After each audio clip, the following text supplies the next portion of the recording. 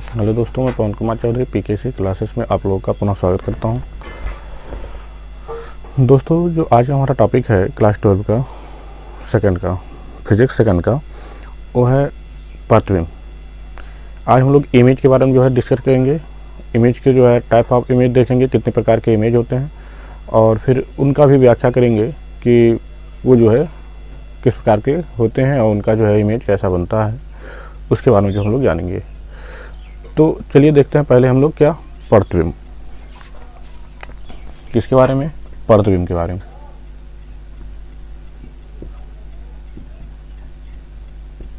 English में कहा जाता है इसे इमेज। इमेज क्या होता है? प्रतिबिंब, आज का टॉपिक यही है। अब प्रतिबिंब देखेंगे तो प्रतिबिंब का जो परिभाषा होगा,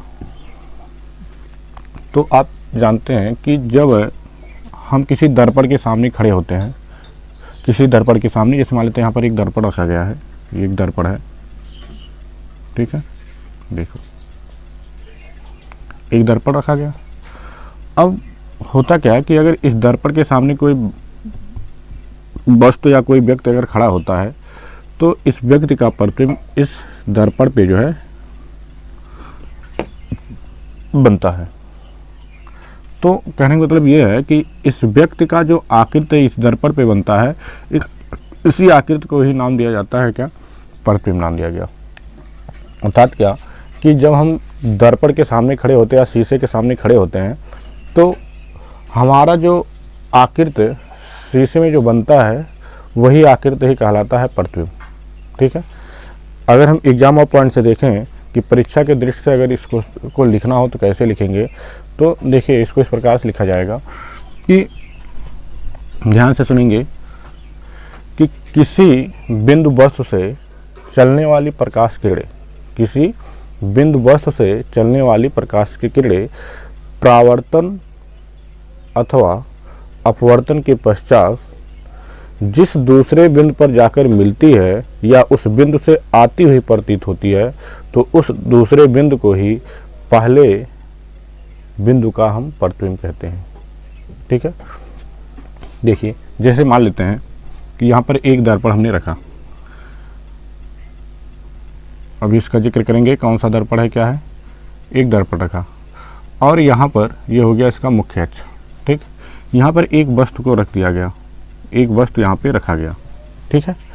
तो अब इस वस्तु का प्रतिबिंब जो बनेगा, तो यहाँ से पहले किरण जाएगा, इस तरह से प्रकाश किरण जाएंगे, ठीक, मुख्य अक्ष के समांतर मान लेते प्रकाश किरण गया, और फिर ये यहाँ पर क्या होगा, परावर्तन होगा, परावर्तन हो गया।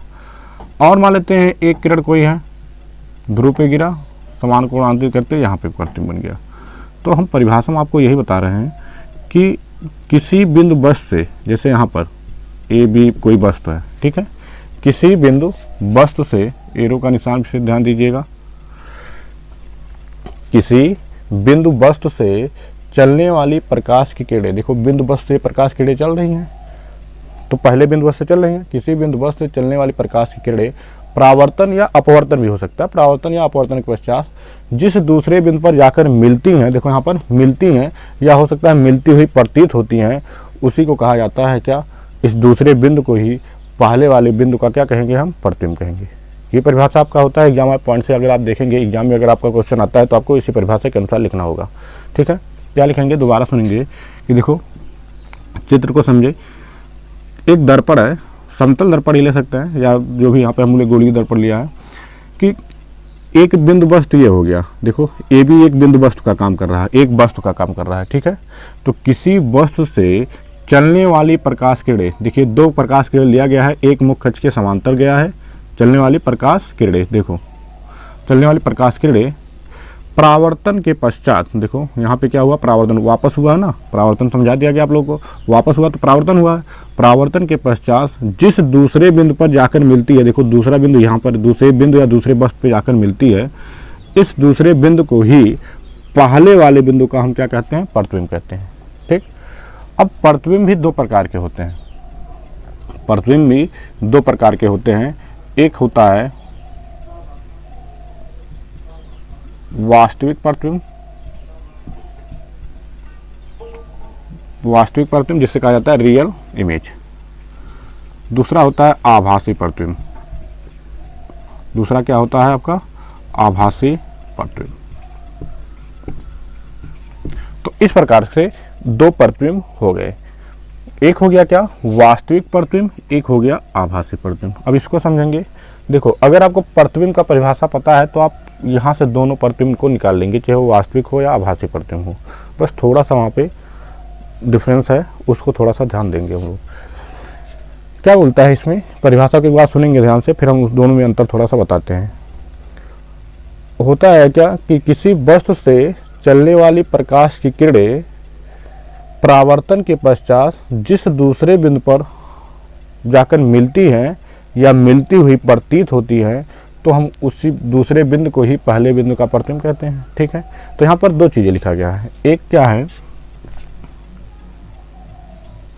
मिलती हैं। क्या है? मिलती हैं। एक क्या लिखा गया है? हो सकता है ऐसा भी लिखा हो, आती हुई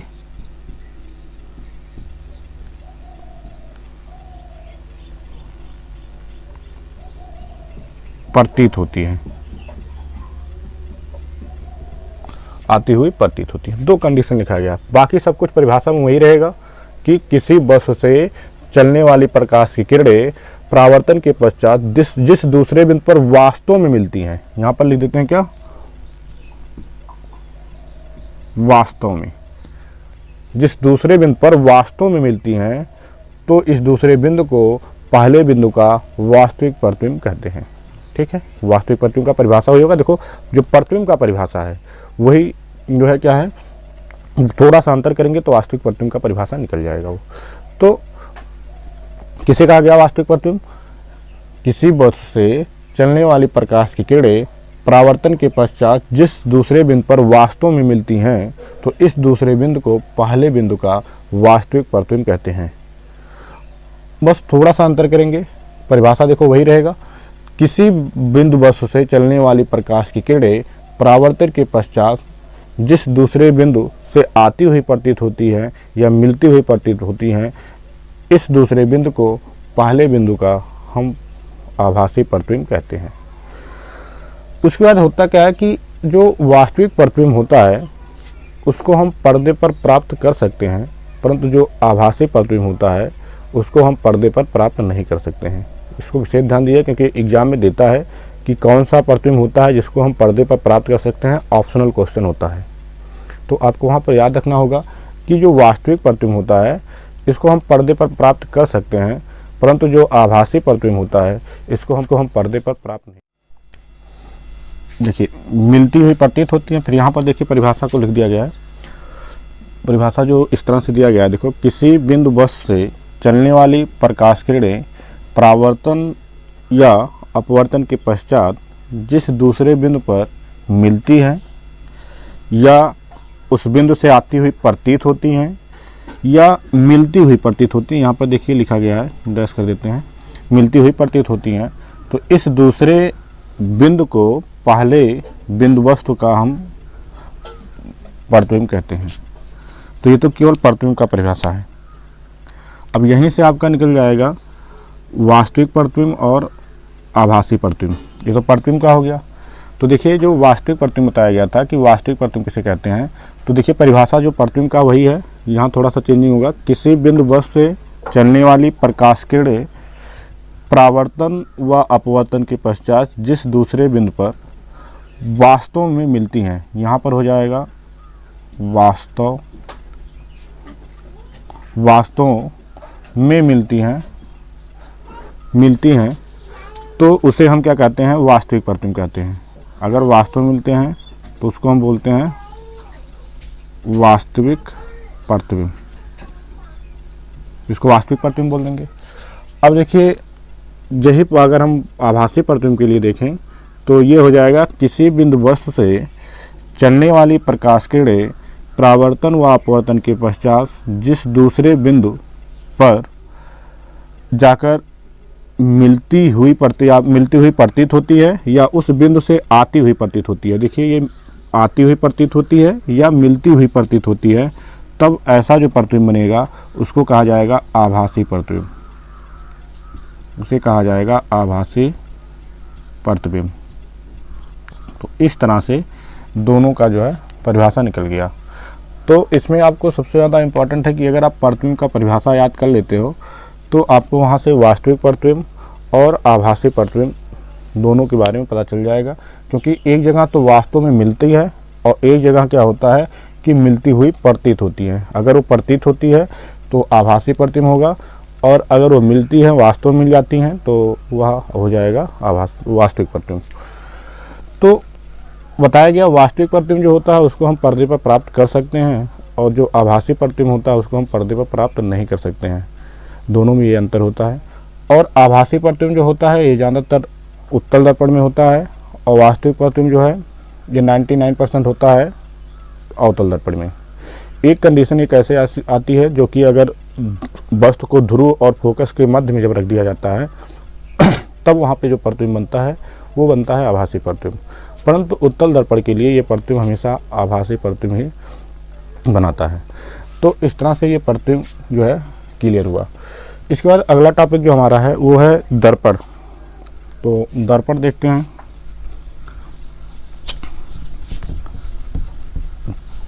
दर्पण और दर्पण के भी कुछ प्रकार होते हैं, फिर उसके बारे में देखेंगे।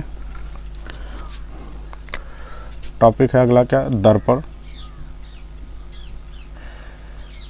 इंग्लिश में इसको कहा जाता है मिरर्स। इंग्लिश इसका क्या होता है, मिरर्स। अब दर्पण क्या होता है, तो दर्पण देखिए मान लेते हैं कोई कांच का एक क्या है प्लेट है। देखिए मान लेते हैं कांच का एक प्लेट है, ठीक। अब कांच का, पहले तो कांच का प्लेट है। अब आपको पता है अगर कांच का प्लेट है वो, तो अगर एक तरफ से प्रकाश किरण डाला जाएगा तो वह किरण जो है आर पार निकल जाएगा, ठीक। परंतु यदि इसी प्लेट पर किसी एक तरफ पॉलिश कर दें हम, जैसे मान लेते हैं ये प्लेट है, देख रहे हैं यहाँ पर एक प्लेट ये बनाए हैं, ये प्लेट हो गया। अब इस पर अगर पॉलिश नहीं किया गया होता है तो अगर हम यहाँ से प्रकाश किरण डालते, कोई व्यक्ति यहाँ पे अगर खड़ा होता है, तब अगर वो चाहता है कि इसका प्रतिबिंब यहाँ पर बने तो वो नहीं बनेगा। क्यों नहीं बनेगा, क्योंकि यहाँ से जो प्रकाश किरण जाएगा इस कांच की प्लेट पर पड़ेगा, वो किरण जो है इस प्लेट को पार कर जाएगा, और जब पार कर जाएगा तो प्रतिबिंब नहीं बनेगा। आपको पता है कि प्रतिबिंब का जो कंडीशन होता है वो क्या होता है कि जब प्रकाश किरण क्या होता है, दो प्रकाश किरणें जब मिलती हैं तब जो प्रतिबिंब तभी क्या होता है, प्रतिबिंब बनता है। अगर नहीं मिल रही हैं तो प्रतिबिंब नहीं बनेगा। तो इसलिए क्या किया जाएगा, यदि हम क्या करते हैं कांच के प्लेट पर एक तरफ पॉलिश कर दें, यदि कांच के प्लेट पर एक तरफ पॉलिश कर दिया जाता है तो दूसरा तल देखो क्या बन जाएगा, परावर्तक तल बन जाएगा। दूसरा तल क्या हो गया, परावर्तक तल। देखिए ये वाला क्या हो गया, परावर्तक तल। परावर्तक तल का मतलब होता है कि जब प्रकाश किरण जाएगा, गिरेगा उस परावर्तक तल पर, तो वहाँ से क्या होगा, परावर्तित हो जाएगा, उसी को परावर्तक तल कहा जाता है, ठीक है। ये हम आपको प्रकाश के परावर्तन में समझा चुके हैं कि परावर्तक तल क्या होता है, आपतन बिंदु क्या होता है। तो अब परिभाषा को अगर देखेंगे कि परिभाषा क्या होता है इसका, तो सिंपल परिभाषा इसका है कि यदि कांच के प्लेट पर एक तरफ पॉलिश कर दिया जाता है तो दूसरा तल जो उसका होगा वो परावर्तक तल बन जाएगा। इस परावर्तक तल को ही कहा जाता है दर्पण। ध्यान से सुनेंगे कि यदि कांच के प्लेट पर, देखिए यहाँ पर, यदि कांच के प्लेट पर देखो एक तरफ पॉलिश कर दिया गया है, देखिए यहाँ पे एक तरफ पॉलिश कर दिया गया। यदि कांच के प्लेट पर एक तरफ पॉलिश कर दिया जाता है तो उसका जो दूसरा तल है वो परावर्तक तल बन जाता है। इस परावर्तक तल को ही कहा गया दर्पण। परावर्तक तल को ही कहा गया दर्पण, ठीक है। तो दर्पण का परिभाषा ये हो गया आपका। अब दर्पण भी दो प्रकार के होते हैं,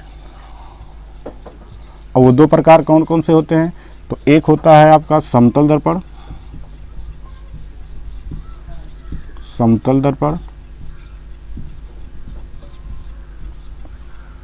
एक होता है गोलीय दर्पण, गोलीय दर्पण। ये दो प्रकार के दर्पण होते हैं। अब समतल दर्पण देखिए क्या होता है। समतल दर्पण जो है सिंपल ये भी है कि यदि समतल कांच के प्लेट, मतलब एक समतल कांच का प्लेट हो और उस पर एक तरफ अगर पॉलिश कर दिया जाता है और तब दूसरा तल क्या होगा, परावर्तक तल बन जाएगा, तो इस प्रकार का जो दर्पण होगा उसको हम कहते हैं समतल दर्पण। बस कंडीशन वही होना चाहिए कि वो समतल होना चाहिए। जैसे आप व्हाइट बोर्ड देख रहे हैं, समतल है। अब इस व्हाइट बोर्ड को हम मान लेते पीछे की तरफ पॉलिश कर देते हैं, तब ये वाला तल जो देख रहे हो ये परावर्तक तल बनेगा। अब ये जो दर्पण तैयार हुआ, इसी दर्पण को हम नाम दे देंगे क्या, समतल दर्पण नाम देंगे। ठीक है, तो ये समतल दर्पण हो गया। उसके बाद फिर एक आपका है क्या, गोलीय दर्पण। अब गोलीय दर्पण में क्या होगा कि कांच का जो है गोला होगा, उस पर एक तरफ आप पॉलिश कर देंगे तो उसका दूसरा तल जो है परावर्तक तल बन जाएगा। जैसे गोला आप देख रहे हैं, गोला जो खोखला गोला होता है, ध्यान दीजिए गोला जो है लेकिन वो खोखला होना चाहिए। ठीक, अगर खोखले गोले पर हम एक तरफ पॉलिश कर दें और उसमें दो कंडीशन होगा, इसलिए गोलीय दर्पण भी दो प्रकार का हो जाएगा।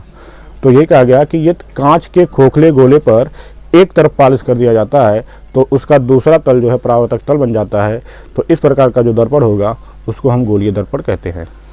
ठीक है, अब ये भी दो प्रकार का, जैसे मान लेते हैं, देखिए एक गोला अगर है, एक गोला मान लेते हैं, ठीक है, एक कांच का खोखला गोला है।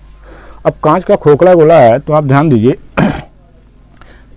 यदि हम कांच के खोखले गोले पर एक तरफ पॉलिश कर देते हैं, जैसे मान लेते हैं एक तरफ यहाँ पॉलिश कर दिए, हम एक तरफ पॉलिश कर दिए, तो आप देख रहे हैं इसके दो तल हैं। एक तो इधर वाला तल हो गया, पहला तल मान लेते हैं, ये हो गया पहला तल, और एक इधर वाला तल हो गया। देखो इधर वाला तल जो हो गया इसको मान लेते हैं दूसरा तल हो गया। तो इस प्रकार के दो तल होते हैं। गोलीय दर्पण में भी क्या, गोला जो होता है, कांच का खोखला गोला जो होता है, उसमें भी दो तल होगा। देखिए एक बाहर का तरफ हो जाएगा तल, एक हो जाएगा अंदर की तरफ। तो यदि कांच के खोखले गोले पर एक तरफ पॉलिश कर देते हैं तो दूसरा तल क्या होगा, परावर्तक तल बन जाएगा। तो इस प्रकार का जो दर्पण होगा उसको हम बोलते हैं गोलीय दर्पण बोलते हैं। ठीक है, तो ये गोलीय दर्पण हो गया। अब इस पॉलिश करने का दो तरीका इसमें हो सकता है। दो तरीका कौन कौन सा हो सकता है? ऐसा हो सकता है कि आप जो पॉलिश कर रहे हो वो जो गोला है, गोला, उस गोले के बाहर की तरफ पॉलिश करो, एक कंडीशन तो ये होगा। दूसरा कंडीशन क्या हो सकता है कि आप पॉलिश जो कर रहे हो वो आप इस गोले के आंतरिक पृष्ठ पर कर सकते हो। जैसे हम बात करें गेंद की, गेंद जो होता है अगर गेंद को काट दिया जाए बीचों बीच, तो गेंद जब काटेंगे तो उसमें देखिए एक अंदर का पृष्ठ हो गया, अंदर आंतरिक पृष्ठ जिसको बोलते हैं, और एक हो गया बाहर पृष्ठ, मतलब बाहर का पृष्ठ जो हो गया। अब उसमें दो कंडीशन हो सकता है, एक आप तो अंदर की तरफ पॉलिश कर सकते हो, एक बाहर की तरफ पॉलिश कर सकते हो। इसलिए गोलीय दर्पण भी कितने प्रकार के हो गए, दो प्रकार के। गोलीय दर्पण भी दो प्रकार का हो गया। अब दो प्रकार का गोलीय दर्पण जब हो गया, वो कौन कौन से होते हैं? यदि कांच की खोखले गोले के बाहरी पृष्ठ पर हम पॉलिश कर देते हैं तो आंतरिक पृष्ठ जो है परावर्तक तल बन जाएगा। तो इस प्रकार का जो दर्पण होगा उसको हम बोलते हैं क्या, अवतल दर्पण। देखो इसको हम क्या बोलेंगे, अवतल दर्पण। ये हो गया। और यदि कांच के खोखले गोले के आंतरिक पृष्ठ पर पॉलिश कर दिया जाता है तो बाहर वाला जो पृष्ठ होगा वो हो जाएगा क्या, परावर्तक तल बन जाएगा। तो इस प्रकार का जो दर्पण होगा उसको हम बोलते हैं उत्तल दर्पण। क्या बोलेंगे उसको, उत्तल दर्पण कहते हैं। तो इस प्रकार से दोनों परिभाषा हो गया। ध्यान से सुनेंगे, हम क्या बोले, जैसे वही गेंद कल्पना करिए, गेंद की, गेंद पर आप बाहर की तरफ भी पॉलिश कर सकते हो। जैसे मानते हैं गेंद ऐसे है तो गेंद पर आप यहाँ भी पॉलिश कर सकते हो। अगर यहाँ पॉलिश करते हो तो यहाँ ये परावर्तक तल बनेगा, अंदर वाला परावर्तक तल बनेगा। तो इस प्रकार का जो दर्पण होगा उसको हम अवतल दर्पण बोल देंगे। अगर आप पॉलिश यहाँ पर कर देते हो, कांच के खोखले गोले पे यहाँ पे पॉलिश कर देते हो, तो आप अपना चेहरा यहाँ से देखोगे तो यहाँ पर आपका चेहरा दिखेगा। तो इसको हम बोल देंगे क्या, उत्तल दर्पण। तो इसको हम उत्तल दर्पण बोल देंगे। अगर हम पॉलिश यहाँ करते हैं तो चेहरा आपका यहाँ दिखेगा, अगर आप यहाँ पॉलिश करते हो तो चेहरा यहाँ दिखेगा। अगर आप यहाँ पॉलिश करते हो तो चेहरा अगर आपका यहाँ पर दिखता है तो आपका रहेगा अवतल दर्पण। अगर आप पॉलिश यहाँ पे कर देते हो, चेहरा आपका जो है उभरे हुए तल पे दिखता है, तो हो जाएगा आपका उत्तल दर्पण। तो इस प्रकार से दर्पण आपका कंप्लीट हुआ। तो एक बार रिवीजन कर लेते हैं, दर्पण क्या होता है। दर्पण हमने क्या बताया कि कांच का खोखला गोला, मतलब एक कांच के प्लेट पर, यदि हम कांच के प्लेट पर एक तरफ पॉलिश कर देते हैं तो दूसरा तल परावर्तक तल बन जाता है, और इस परावर्तक तल को ही दर्पण कहा गया।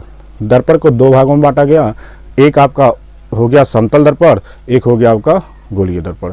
समतल दर्पण में हमने आपको बताया कि यदि समतल कांच के खोखले गोले पर एक समतल जो कांच का प्लेट होता है उसके एक तरफ पॉलिश कर दिया जाता है तो उसका दूसरा तल जो होगा वो परावर्तक तल बन जाएगा। जैसे यहाँ पर आप देख रहे हैं चित्र में कि ये समतल जो है आपका क्या है, एक कांच का प्लेट है जिसके एक तरफ पॉलिश कर दिया गया है तो दूसरा तल जो है परावर्तक तल बन गया। तो इस दर्पण को जो नाम देंगे उसको समतल दर्पण नाम देंगे। ठीक है, उदाहरण भी आपको दिए थे, जैसे व्हाइट बोर्ड है, अगर व्हाइट बोर्ड की दूसरी तरफ हम पॉलिश कर देते हैं तो ये सामने वाला जो पृष्ठ आप देख रहे हो ये आपका परावर्तक तल बन जाएगा, अर्थात आपका चित्र यहाँ दिखेगा अगर वो कांच का गोला अगर रहा होगा या कांच का प्लेट रहा होगा। ठीक, तो इसी प्रकार जो है आपका बताया गया दूसरा गोलीय दर्पण होता है, हो सकता है गोला हो। अब गोला अगर है तो उसमें क्या होगा कि यदि कांच के खोखले गोले के एक तरफ पॉलिश कर दिया जाए तो उसका दूसरा तल जो होगा वो परावर्तक तल बन जाएगा। तो इस प्रकार का जो दर्पण होगा उसको हम बोलते हैं गोलीय दर्पण। अब गोलीय दर्पण में भी दो प्रकार के होते हैं, कैसे होते हैं उसको भी हमने आपको बताया। क्या बताया था कि उसमें दो कंडीशन होता है। आप कांच का खोखला अगर गेंद जो होता है, गेंद को अगर बीचों बीच काट दिया जाए तो आप देखेंगे अंदर की तरफ एक पृष्ठ होता है, एक बाहर की तरफ पृष्ठ होता है। ऐसे जैसे ऐसे काटे तो एक तो पृष्ठ ऊपर हो गया ये वाला और एक पृष्ठ अंदर भी रहेगा। और इसमें दो कंडीशन हो सकता है, आप पॉलिश अगर बाहर कर देते हो तो चेहरा आपका यहाँ पे दिखेगा। तो इस प्रकार का जो दर्पण होगा उसको हम बोल देंगे अवतल दर्पण। ये पॉलिश आप दबे हुए तल पे करते हो तो परावर्तक तल, उभरा हुआ तल परावर्तक तल बन जाएगा। तो इस प्रकार का जो दर्पण होगा उसको हम उत्तल दर्पण बोलते हैं। तो इस प्रकार से जो है ये आपका दर्पण भी कंप्लीट हुआ। अब इसमें कुछ भाग होते हैं उसका हम परिभाषा देख लेते हैं।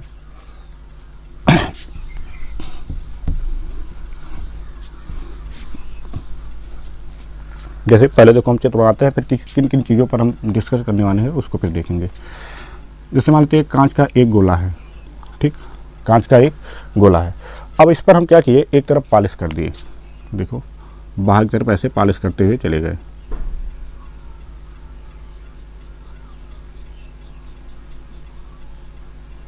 इस तरह से पॉलिश करते हुए चले गए। ठीक है, ये इसे प्रदर्शित कर रहे हैं कि इसको काट को बनाया गया है, इसको प्रदर्शित कर दिया गया कि इसको काट कर क्या किया गया, बनाया गया है। ऐसे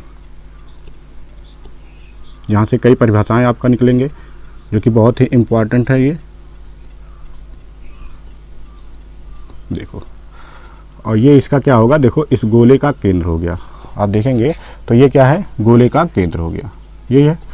अब यहाँ से आप लोग को जो क्वेश्चन पूछता है कि ध्रुव क्या होता है, क्या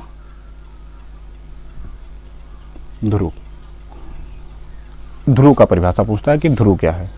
तो बच्चों देखिए ध्रुव क्या होता है, आप देख रहे हो कि यहाँ ये पॉलिश कर दिया गया, इतना दूरी तक पॉलिश किया गया है। अब क्या होगा कि प्रकाश किरण, जो ये वाला प्रकाश किरण होगा, यहाँ कहीं पे अगर आप प्रकाश किरण डालते हो तो प्रकाश किरण वापस चला आएगा। तो परिभाषा जो ध्रुव का होता है वो ये है कि जो परावर्तक तल जितना भी रहेगा, परावर्तक तल का जो मध्य बिंदु होगा, देखो ये यहाँ से लेकर यहाँ तक पूरा परावर्तक तल है। अब इसका मध्य बिंदु मान लेते हैं, यही कहीं पर इसका मध्य बिंदु हो गया। तो परावर्तक तल का मध्य बिंदु जो होगा वही कहलाता है क्या, ध्रुव। देखो परावर्तक तल का मान लेते हैं ये मध्य बिंदु हो गया। तो परावर्तक तल का जो मध्य बिंदु होगा, परावर्तक तल का मध्य बिंदु ही कहलाता है क्या, ध्रुव। इसको पी से प्रदर्शित करते हैं, क्यों, क्योंकि पोल होता है, ध्रुव का इंग्लिश जो होता है पोल होता है। ध्रुव का जो इंग्लिश होता है वो पोल होता है, पोल इंग्लिश होता है ध्रुव, इसलिए इसको पी से हमेशा प्रदर्शित किया जाता है। तो हमने क्या बताया कि दर्पण के परावर्तक तल के मध्य बिंदु के, दर्पण के परावर्तक तल का मध्य बिंदु ही कहलाता है ध्रुव। जैसे क्या, पी को हम क्या कहेंगे, ध्रुव। यहाँ पर लिख देते हैं, इसको कहा जाता है ध्रुव। ये हो गया ध्रुव। इंग्लिश इसका होता है पोल, इसलिए इसको पी से प्रदर्शित किया जाता है। ठीक, तो दर्पण देखो ये परावर्तक तल यही है, जहाँ तक पॉलिश किया गया है उसके अंदर वाला पार्ट जितना भी है वो परावर्तक तल बना हुआ है। तो परावर्तक तल का जो मध्य बिंदु होगा, देखो इनका तो मध्य बिंदु क्या है, यही मान लेते हैं मध्य बिंदु हो गया। इस मध्य बिंदु को ही कहा जाता है क्या, ध्रुव। फिर आता है वक्रता केंद्र। अगला जो टॉपिक आपका है वो है वक्रता केंद्र। वक्रता केंद्र,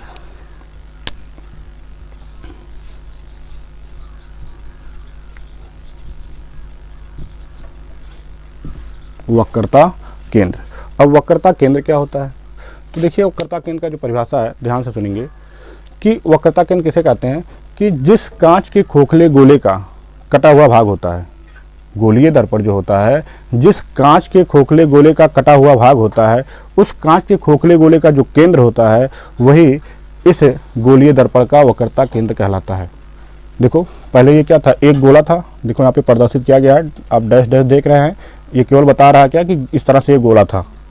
तो गोलीय दर्पण जिस कांच के खोखले गोले, जैसे ये गोला देख रहे हो, जिस कांच के खोखले गोले का कटा हुआ भाग होता है, उस गोले का जो केंद्र होता है वही इस गोलीय दर्पण का वक्रता केंद्र कहलाता है।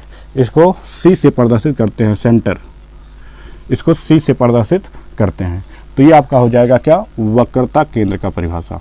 ठीक है, दोबारा सुनेंगे क्या बोल रहे हैं हम कि गोलीय दर्पण जो है, जो आप देख रहे हो ना गोलीय दर्पण, गोलीय दर्पण जिस कांच के खोखले गोले का कटा हुआ भाग होता है, तो वह जो कांच का गोला का जो केंद्र होता है वही इस गोलीय दर्पण का वक्रता केंद्र कहलाता है। अब यहीं देख लेते हैं हम लोग वक्रता त्रिज्या। वक्रता त्रिज्या,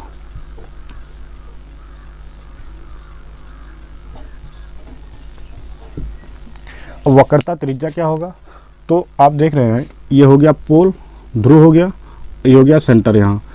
तो आप यहाँ परिभाषा देखो, दो परिभाषा दोनों तरह से आप दे सकते हैं। एक तो आप परिभाषा ऐसे दे सकते हैं कि गोलीय दर्पण जिस कांच के खोखले गोले का कटा हुआ भाग होता है, उस गोले की जो त्रिज्या होती है, यही जो है गोलीय दर्पण की वक्रता त्रिज्या कहलाती है। एक तो आप इस तरह से परिभाषा दे सकते हैं, और दूसरा परिभाषा आप ये दे सकते हैं, देखो ये ध्रुव है, ये वक्रता केंद्र है, ध्रुव तथा वक्रता केंद्र के बीच की दूरी को वक्रता त्रिज्या कहते हैं। दूसरा परिभाषा आप चित्र के अनुसार देखेंगे तो ये निकलेगा, दर्पण के ध्रुव तथा वक्रता केंद्र के बीच की दूरी को वक्रता त्रिज्या कहते हैं। इसे आर से प्रदर्शित करते हैं, रेडियस आर से प्रदर्शित करेंगे। यहाँ से लेकर यहाँ तक की जो दूरी होगा यही कहलाएगा क्या, वक्रता त्रिज्या कहलाएगा। तो इस तरह से वक्रता त्रिज्या का परिभाषा निकल गया। उसके बाद फिर आता है द्वारक। अगला जो टॉपिक है वो है द्वारक। अब द्वारक क्या कहलाएगा, कौन सा पार्ट होगा द्वारक, तो द्वारक होता है गोलीय दर्पण। देखो ये गोलीय दर्पण का जो परावर्तक तल होता है, परावर्तक तल के जो अंतिम सिरे को मिलाने वाली जो जीवा होती है उसी को कहा जाता है द्वारक। जैसे ये देखो यहाँ पर ये जो देख रहे हो परावर्तक तल का ये लास्ट पॉइंट, ये इसका ये है, ये भी लास्ट पॉइंट है। इन दोनों को जो रेखा मिलाएगी, इस रेखा को ही कहा जाएगा क्या, द्वारक। इसको कहा जाएगा द्वारक। ठीक है, और आपको बता दिया गया कि ये जो दूरी है इसको कहा गया क्या, वक्रता त्रिज्या। वक्रता त्रिज्या। और ये जो आपका सी है, इस सी को नाम दिया गया क्या, वक्रता केंद्र। वक्रता केंद्र। तो परावर्तक तल के अंतिम बिंदुओं को मिलाने वाली जीवा को ही कहा जाता है द्वारक कहा गया। उसके बाद फिर अगला जो पॉइंट है आपका वो है फोकस। क्या है, फोकस, या इसी को जो है मुख्य फोकस भी कहते हैं। मुख्य फोकस, मुख्य फोकस, ये हो गया मुख्य फोकस। देखिए उसको मिटाते हैं हम, देखते हैं मुख्य फोकस का जो परिभाषा क्या होगा। मान लेते हैं हम कोई दर्पण बना लेते हैं। दर्पण जो कि पढ़ चुके हैं कि उत्तल दर्पण होता है, अवतल दर्पण होता है। तो मान लेते हैं हम एक अवतल दर्पण बनाएं। यहाँ पे एक अवतल दर्पण हो गया।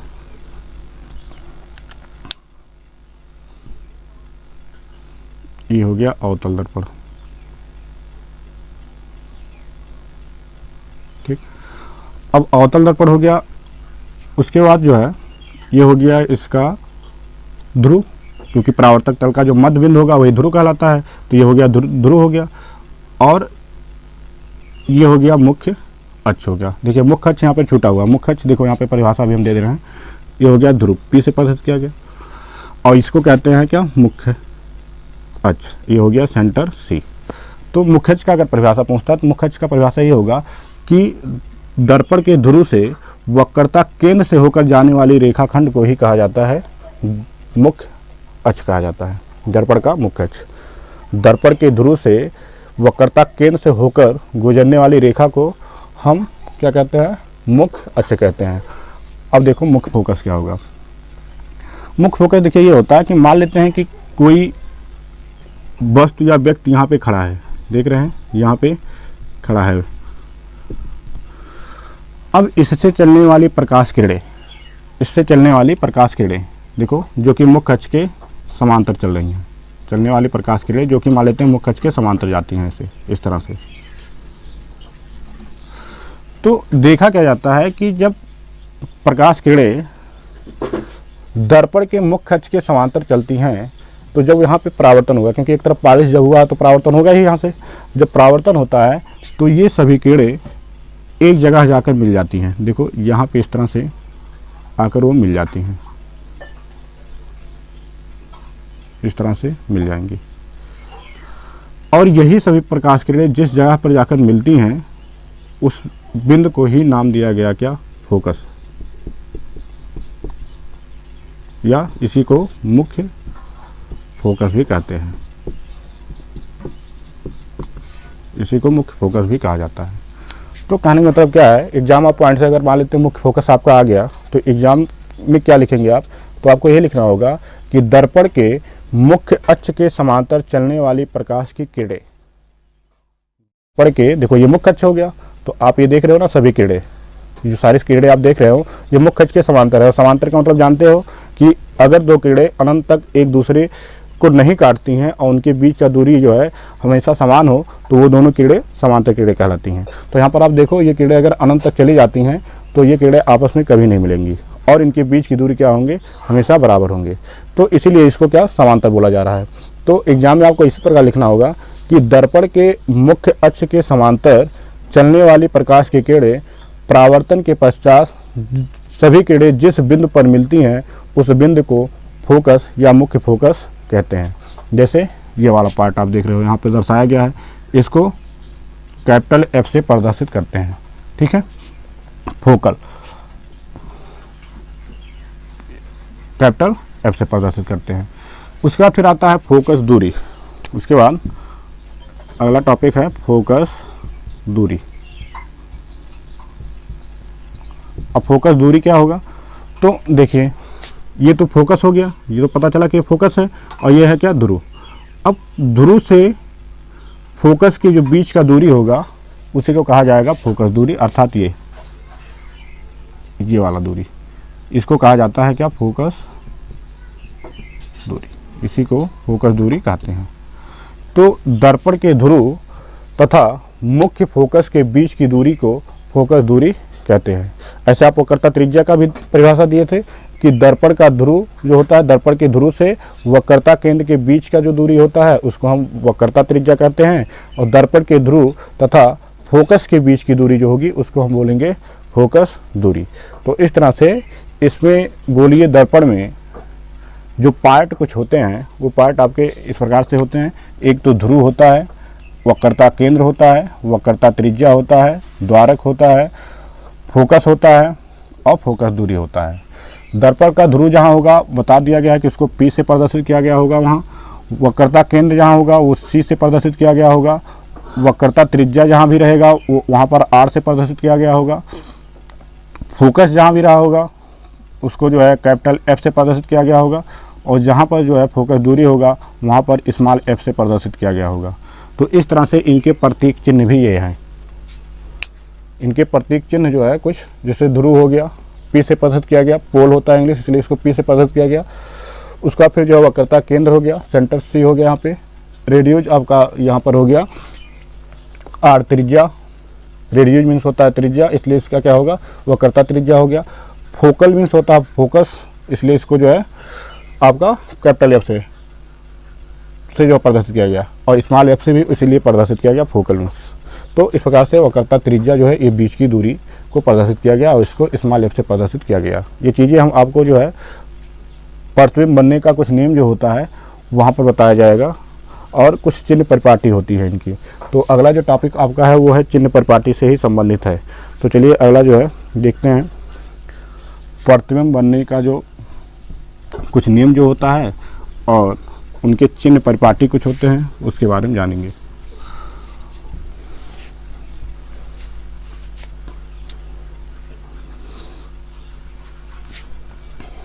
देखिए अगला जो टॉपिक रहेगा वो है आपका दर्पण से दूरियां नापने के निर्देशांक चिन्ह परिपाटी हैं। तो चिन्ह परिपाटी के बारे में देख लेते हैं। चिन्ह परिपाटी, देखिए चिन्ह परिपाटी में क्या होता है, जैसे देखिए मान लेते हैं ये एक दर्पण है और इसको हम प्रदर्शित कर दिए, यहाँ पर ये इनके अक्ष को प्रदर्शित कर दिए, चतुर्थांशों में इसको विभाजित कर दिया गया। देखिए ये हो गया चतुर्थांश, ठीक है। और यहाँ पे मान लेते हैं ये आपका दर्पण है, कोई भी दर्पण ले सकते हो। यहाँ पे मान लेते हैं हम उत्तल दर्पण लिए हैं, आप सॉरी अवतल दर्पण लिए हैं, आप उत्तल दर्पण भी ले सकते हो। तो चिन्ह परिपाटी में पहला जो बताया गया, जैसे ये इसको क्या बोलते हैं हम, ध्रुव, इस वाले पॉइंट को बोलते हैं हम ध्रुव। ये तो ध्रुव हो गया जिसको हम पी से प्रदर्शित करते हैं। और यहीं कहीं पे रखा जाएगा क्या, प्रतिबिंब, यहाँ पे रखा गया प्रतिबिंब। तो पहला क्या इसका टॉपिक है कि दर्पण के ध्रुव से जहाँ पर वस्तु रखा जाएगा उस दूरी को हम यू से प्रदर्शित करेंगे, स्मॉल यू से प्रदर्शित करेंगे, यूनिट, ठीक है। पहला जो टॉपिक है वो क्या बताया कि दर्पण के ध्रुव से जहाँ पर वस्तु को रखा जाएगा उनके बीच का जो दूरी होगा उसको हम स्मॉल यू से प्रदर्शित करेंगे। पहला टॉपिक ये था उसका। दूसरा ये बताया कि इसका जो प्रतिबिंब बनेगा, मान लेते हैं इसके द्वारा कुछ प्रतिबिंब बना, हम यहाँ पे प्रतिबिंब भी बना देते हैं। देखो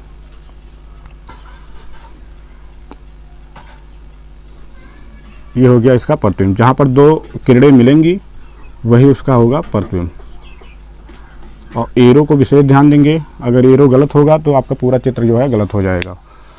तो देखिए यहाँ पर ये प्रतिबिंब बना, इसको क्या बोला जाए, यहाँ ये बस्त हो गया, ये हो गया बस्त, और ये हो गया प्रतिबिंब, ये हो गया प्रतिबिंब, ये वाला दिखा जो आप देख रहे हो किरण, वो प्रतिबिंब हो गया, ये हो गया वस्तु। तो पहला क्या कहता है कि कहाँ से, ध्रुव से लेकर जो वस्तु की दूरी होगी,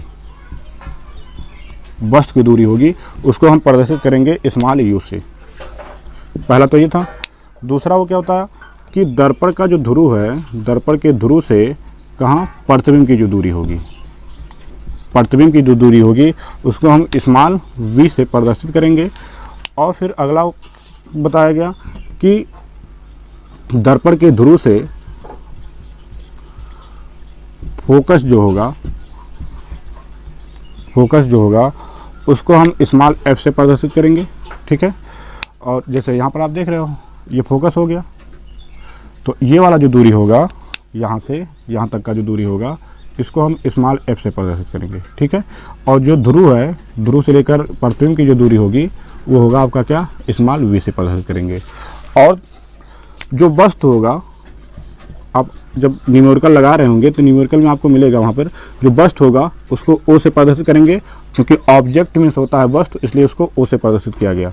और दूसरा जो है प्रतिबिंब, जो प्रतिबिंब बना है, प्रतिबिंब की जो लंबाई होती है, प्रतिबिंब की लंबाई को हम आई से प्रदर्शित करते हैं क्योंकि इमेज होता है, और वस्तु की लंबाई को हम ओ से प्रदर्शित करते हैं क्योंकि ऑब्जेक्ट होता है। तो इस तरह से हम इसके प्रतीक चिन्ह को दर्शाते हैं। और ये विशेष प्रयोग कहाँ होता है, जब आप आंकिक लगा रहे होते हैं, जब क्वेश्चन को सॉल्व कर रहे होते हैं तो वहाँ पर आपको इन चीज़ों की आवश्यकता पड़ती है। तो चिन्ह परिपाटी में ये बताया गया कि ध्रुव से लेकर वस्तु की दूरी को यू से आप प्रदर्शित करिएगा, और ध्रुव से लेकर प्रतिबिंब की जो दूरी होगी उसको आप वी से प्रदर्शित करिएगा, और ध्रुव से लेकर जो फोकस की जो दूरी होगी उसको आप स्मॉल एफ से प्रदर्शित करिएगा, और फिर जो वस्तु की दूरी होगी उसको आप ओ से प्रदर्शित करिएगा, और जो प्रतिबिंब की दूरी होगी उसको आप आई से प्रदर्शित करेंगे। जो सबसे इम्पॉर्टेंट है वो ये है, यहाँ से जो है स्टार्ट होता है नंबर 1, वो ये कहता है कि कभी भी यदि आप कोई भी दर्पण लेते हो, चाहे वो उत्तल दर्पण हो, चाहे वो आपका अवतल दर्पण हो, चाहे वो समतल दर्पण हो, कोई भी दर्पण अगर आप लेते हो तो वस्तु को हमेशा दर्पण के बाईं तरफ रखना चाहिए। कभी भी अगर आप वस्तु दर्पण लिए हो, कोई भी दर्पण लिए हो, तो हमेशा जो वस्तु रखेंगे, जैसे यहाँ पर आप देख रहे हैं चित्र में, यहाँ पे हम दर्पण के बाईं तरफ वस्तु रखे हैं। तो पहला नियम चिन्ह परिपाटी का यही कहता है कि हमेशा दर्पण के बाईं तरफ वस्तु को रखना चाहिए। पहला पॉइंट ये हो गया। दूसरा पॉइंट ये कहता है कि दूरी जब भी मापी जाएगी, जैसे अगर आपको दूरी मापना है, कौन सा दूरी मापना है कि ये जैसे वस्तु रखा गया है, तो हम ये देखना चाहते हैं कि दर्पण से वस्तु की दूरी क्या है, ये दूरी मापना होगा। तो दूरी जो है अगर हमको मापन करना है तो वो दूरी हम कहाँ से मापना स्टार्ट करेंगे, वो दर्पण के ध्रुव से मापेंगे। तो दूसरा पॉइंट यही कहता है कि दूरी हमेशा दर्पण के ध्रुव से मुख्य अक्ष के अनुदिश मापी जाती है। मुख्य अक्ष के अनुदिश का मतलब क्या होता है, जो मुख्य अक्ष होता है मुख्य अक्ष की दिशा में ही मापी जाएगी। ठीक है, अर्थात कहने का मतलब यह है कि आपको अगर दूरी मापना है तो आपको यहाँ से स्टार्ट करना होगा। कहाँ से, ध्रुव से। ध्रुव से मापते हुए आप आएंगे, जो भी दूरी आपको मापना है, अगर मानते हैं वस्तु की दूरी मापना है तो आप यहाँ से स्टार्ट करेंगे मापना और इस तरह से मापन करेंगे। तो दूसरा पॉइंट क्या बोला कि पहला तो आपका क्या बताया कि बाईं तरफ रखना चाहिए, वस्तु को कहाँ रखना है, बाईं तरफ। दूसरा क्या बताया गया कि ध्रुव से मापन करना है, से मापन करना है। उसके बाद फिर तीसरा जो होगा, तीसरा पॉइंट ये कहता है कि यदि दूरी आप माप रहे हो और फिर वहाँ पे आप चिन्ह का प्रयोग अगर करते हो, तो अगर मुख्य अक्ष जो आप देख रहे हो आपतित किरण, आपतित किरण की दिशा में जो दूरी मापेंगे आप उसको आप धनात्मक लिखेंगे, और आपतित किरण के अगर विपरीत दिशा में दूरी आप जो मापते हो उसको आप ऋणात्मक लेंगे। जैसे देखो ये हो गया आपतित किरण, प्रकाश के आने वाली किरण को ही आपतित किरण कहा जाता है। तो वस्तु से जो प्रकाश किरण जाएगा उसको आपतित किरण कहेंगे, और दर्पण से टकराकर जो वापस आएगा उस किरण को हम परावर्तित किरण कहते हैं। तो कहता क्या है चिन्ह परिपाटी में कि आपतित किरण की दिशा में अगर आप दूरी को कैसे मापते हैं, इधर कहीं मापन करना होता, इस दिशा में। देखो जो आप एरो देख रहे हो, यहाँ से अगर हम इधर जाते तब तो ये दूरी हमारा क्या होता, धनात्मक होता। अगर हम इसको इधर माप रहे हैं, वस्तु की तरफ माप रहे हैं, तो ये दूरी क्या होगा, ऋणात्मक होगा। तो तीसरा पॉइंट ये कहता है कि आपतित किरण की दिशा में मापी गई दूरी क्या होगा, धनात्मक होगा। और चौथा वही है, या तीसरा में भी उसको लिख सकते हो कि आपतित किरण के अगर आप विपरीत दिशा में दूरी मापते हो, आपतित किरण के विपरीत दिशा में मापी गई दूरी क्या होगा, ऋणात्मक होगा, इस तरह से। और दूसरा चीज ये हुआ कि मुख्य अक्ष के ऊपर की दूरी, जो इधर की दूरी होगी, ये धनात्मक होगी, और मुख्य अक्ष के नीचे की दूरी जो होगी वो ऋणात्मक होगी। तो इस तरह से ये चिन्ह परिपाटी के इतने नियम होते हैं। पहला नियम अगर आपको लिखना होगा तो वो लिखेंगे ये प्रथम नियम में कि वस्तु को हमेशा दर्पण के बाएं तरफ रखना चाहिए। दूसरा आपको जो लिखना होगा वो आप ये लिखेंगे कि जब भी दूरी मापी जाएगी वो ध्रुव से मुख्य अक्ष के अनुदिश मापी जाएगी। तीसरा आपका रहेगा कि आपतित किरण की दिशा में मापी गई दूरी धनात्मक होगी। चौथा, आपतित किरण के विपरीत दिशा में मापी गई दूरी ऋणात्मक होगी। उसके बाद मुख्य अक्ष के ऊपर की दूरी को धनात्मक लेते हैं, मुख्य अक्ष के नीचे की दूरी को हम ऋणात्मक लेते हैं।